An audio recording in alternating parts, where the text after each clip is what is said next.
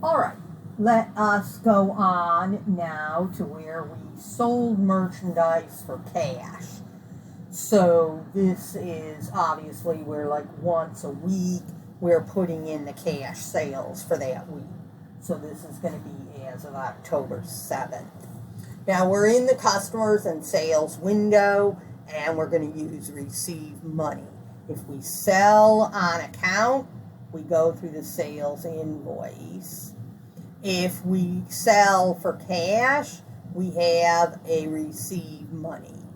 Now this is one thing that is different in QuickBooks. They have a separate button for cash sales called sales tickets.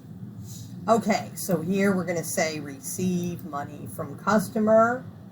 The deposit ticket ID, we can put the date 10, which is October 07, and put the word in cash. Okay, we're not using a customer ID, so we leave that box blank. Under name, we can say cash sales. Okay, if they gave us, if this was just one sale from one customer that gave us cash or gave us a check, then we could put the check reference number. We can just still put the same 1007 cash in there. Receipt number, if the company had a receipt book or either receipts that came out of the cash register or a receipt book where we write them up a receipt or they get typed out a receipt, then there usually will be a number for each receipt. We can leave that blank. We won't have any receipts. The date is the 7th.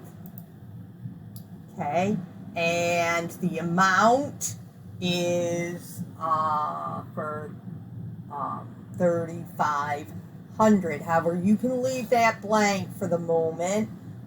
Payment method, we can say is cash, and the cash account that we're going to deposit this in is cash account 101. Okay, now we have applied invoices. If this was a vendor that's going to pay off an invoice, we would have that, but it's grayed out. Okay, so this is going to apply to revenues. We'll go to our description, put in flowers. Okay, we don't need a unit price. Cash sales are just as taxable as if we sell on account, so that is a 1, and the sale amount is 3,500. And there's no job. Now, this is the first time we're doing this, so we need to put in sales tax. We need to click on the magnifying, click on South Carolina Department of Revenue, and there it calculated the sales tax. So it added that $175 on top of the $3,500 of actual sales, and it tells us the receipt amount is $36.75. We can look at the journal. Okay, we have a debit to cash of the $36.75. A credit should say the account number, and it doesn't. So here we want to fix that. Okay, credit account 401 sales for $3,500 and is crediting sales tax payable for the $175, and we can say okay. All right, so this is good. We'll say save and close. All right.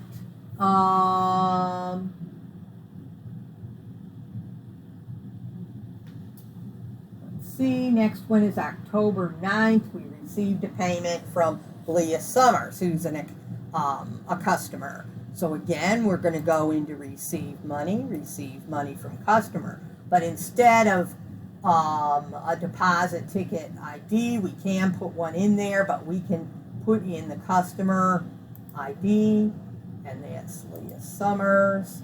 Okay, and she is giving us, let's see, check number 4322 is the check number she's giving us. This is on the 9th. Okay, and we go down here. If she's buying something new besides what was on this invoice, this previous invoice, then we could go apply to revenues. And she's buying something new, not the stuff that she already bought on account. But as long as she's paying off an account, okay, that she already had a sales invoice that we put in. That was invoice 218 from last month. So once again, since it's from one of our beginning balances thing, we have to see, does she get any kind of discount? Well, we don't have any kind of discount in this project for customers. So no, there is no discount, okay? But if we had a 210 net 30 or some other kind of discount plan for customers, then we would have to check that out, okay? So here I can just check the little pay box, and it's showing that she is paying us the $2,000. Now, if she was paying, as it said on the transaction sheet, she was paying in full settlement of the account, so that's the full amount. If she was paying something less than the full amount, we could type that lesser number in the amount paid column. Check the journal, debiting cash for the $2,000, crediting accounts receivable, so that's good to go. Okay, so we can go ahead and say save and close. Okay, now we have on the 11th, we issued check 192 to Flour Wholesalers from what we owed them from last month. So we go to vendors and purchases. We're paying off a bill, so we go into pay bill and pay bill.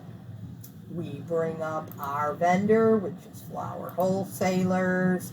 The check number that we are writing out is 192. Okay, and that is on the 11th. Okay, and notice that there's two amounts down here. There's two invoices that we have from Flour Wholesalers. The first one is not due yet, and it's invoice 500 for $4,000. And if we pay that one right now, we would get an $80 discount. What this says is that we're paying the balance that was owed from last month. This $1,500 from last month is due on October 15th. And we're at October 11th, so another few days. This $1,500 is due, or they're going to end up charging us late fees and stuff. So we're going to pay that one even though there's no discount because we're way too late to get a discount. So we're going to click on pay, and that's the $1,500, and notice it makes out the check up here as well. That's coming out of the checking account. Okay, and it's still going to leave this $4,000 as being unpaid. The discount account, remember we had put that in there before. Once you put in some of the sales tax stuff in the discount account, then it'll just keep bringing up that same account. Okay, so we're good. We say save and close. Okay, and next we sold merchandise on account to Leah Summers. So we go into customers and sales. This is a sale on account, so we go into sales invoice, new sales invoice.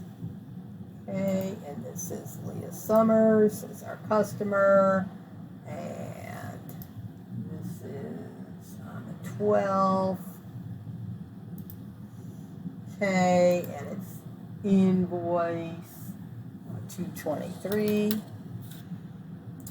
Okay, and we don't have a sales order, so we're going to apply to sales, and that description is flowers. It is taxable, and the amount of the sale is $2,000. Okay, the sales tax, we need to click on that, and that brings up the $100 of sales tax. Okay, we can check the journal entry, make sure that's looking good. Okay, and we can say save and close. Okay. On the 12th also, we received payment from Meg Johnson of $3,100. So we're going to say receive money from customer. Okay. And the customer ID is Meg Johnson. Okay. And she is giving us check 785. Okay. And this is on the 12th. Okay, and she owed us $4,000, but it tells us here that she's only giving us a check for $3,100. So even if she could get a discount, you have to fully pay it to get the discount. So under amount paid, we'll put the $3,100. Okay. And so that's what we're receiving from Meg, is just $3,100. And we'll be able to see in the customer ledger that Meg will still owe us $900 out of this $4,000. She's only paying $3,100. Okay, we can check the journal, debiting cash, crediting accounts receivable for the $3,100. Okay, so we say save and close. All right, next one is we issue check 193 to Seidel Enterprises in payment of invoice 527. So here's where we're paying a vendor. So we go to vendors and purchases, and we're paying a bill that we previously set up. So we're doing pay bill. Okay. The vendor is Seidel. Okay, and this is going to be check number 193, and it's on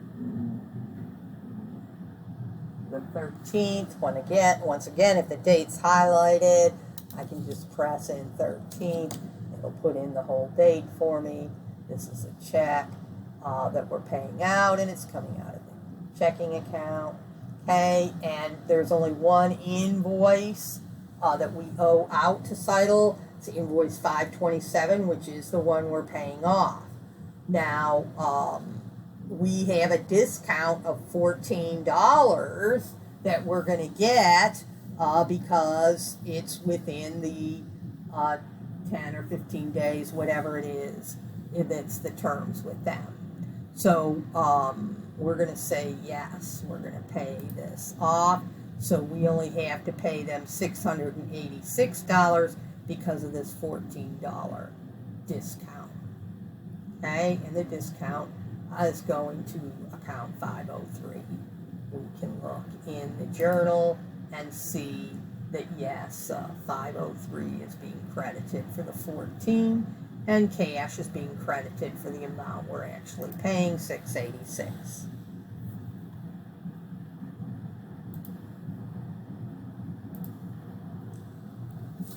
Okay, our next one is where we have Meg Johnson and return. So this we'll talk about returns, credit memos, and returns on the next video.